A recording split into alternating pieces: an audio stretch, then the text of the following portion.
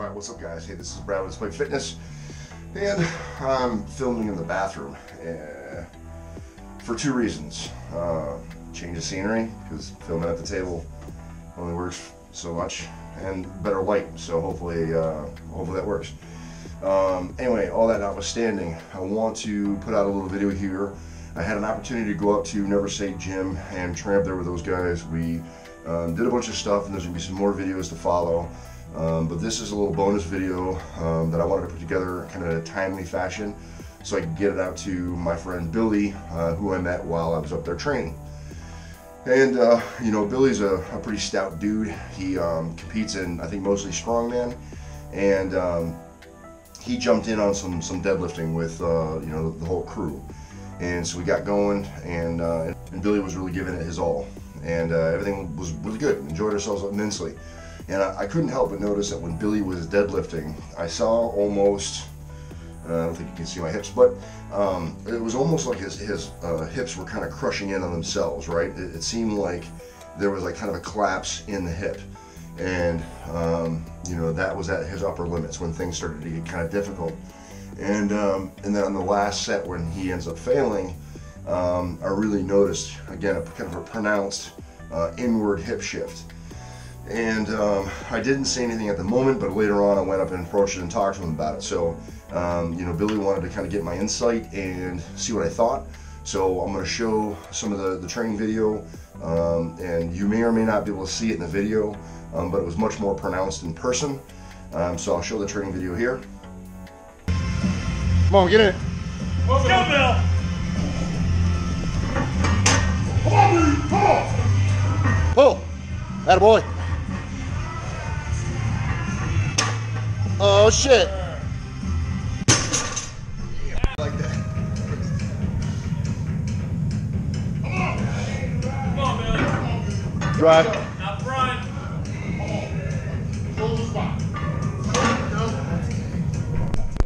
And then afterward, kind of talking to him about it, just kind of giving him some tips and tricks on how I perform the deadlift and what I think. My number one suggestion was move his feet in, because it seemed like his feet were just a little bit too wide. And just on how he was trying to drive and create power, it just seemed like he wasn't stacked up appropriately. And you know, if you've watched the channel a little bit, you've heard me talk before about stacking, and I think that it really is a key element with all things, with squat, bench, and with deadlift. Just making sure that, you know, everything is kind of stacked up on top of each other so that you have an optimal way of applying pressure and force to whatever it is that you're doing. Either, you know, applying force to that bar, or applying force to the ground to stand up or perform that squat. So my recommendation was that he bring his feet in a little bit more narrow and start doing it that way. So here's some of the video from Billy and I working together. On you, whenever you're ready. All right, so you want me to just go? Yeah, do it like you normally do it. All right, yep. Okay. Go ahead. Oh, yeah. I'm recording. Okay. Do like a rep, like 3 reps. Okay.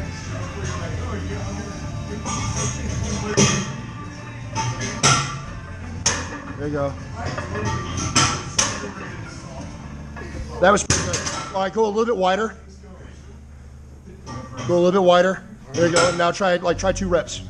I want to see that we can see the shift. Okay, cool.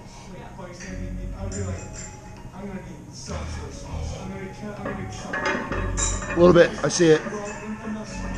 There it is. I felt something. All right. Now come back to narrow again. More narrow. There it is. A little bit there. Right. Right there. All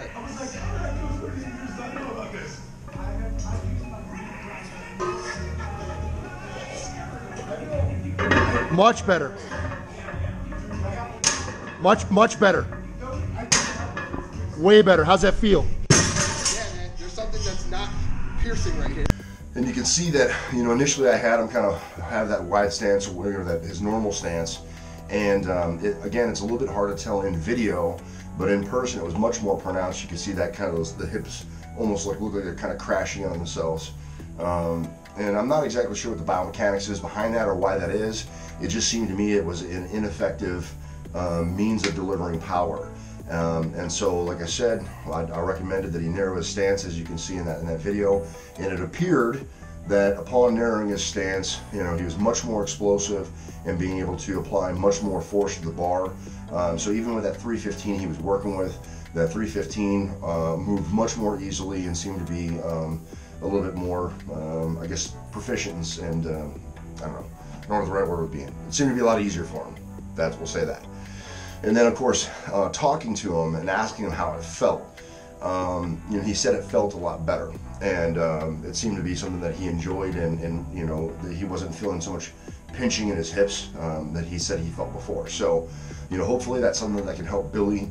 And maybe if this is something that affects you guys, you're having some issues with, you know, applying force, it might be one of those things where you want to narrow your stance a little bit and kind of appropriately stack everything. So hips, you know, over top of your knees, over top of your feet would be, I think, kind of an optimal way to apply pressure in deadlifting from a conventional sense. However, having said that, you need to do what's comfortable for you. Right? You need to look at your own body, your own mechanics, and how everything is, you know, attached and works for you, and make those determinations for yourself.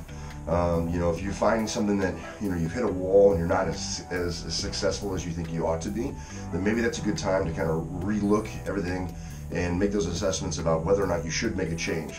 But I will tell you, don't make any changes unless it suits you. Don't make any changes unless it, you know, improves function for you, and certainly don't make any changes that aren't comfortable, right? So, you know, you could make the argument that deadlifting 800 pounds isn't necessarily comfortable. However, there is a more comfortable way to do it, and there's a really, really uncomfortable way to do it. So you don't want to put yourself in a position of pain, and so any changes or recommendations that you guys make or that you take in order to make sure that it makes sense for you. Always look at it with that critical eye and make sure that whatever advice that you're accepting, even this advice, passes the sniff test. It's got to smell right. Anyway, guys, don't want to belabor the point too long, but it was just a video that I had an opportunity to help Billy. Billy wanted to get this video, so I wanted to make sure that I put it together for him in kind of a cohesive manner. And so, Billy, I appreciate the time and opportunity to work with you.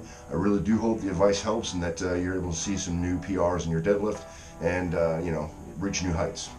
Anyway, guys, that's pretty much it. That's the video. If you have any questions, comments, or concerns, leave them in the chat box below. I promise I will get back to you. Remember, guys, no matter what it is you think you can't do, train despite. Either find an excuse or you find a way. Remember, guys, to like, share, and subscribe. And I will catch you in the next video. Peace.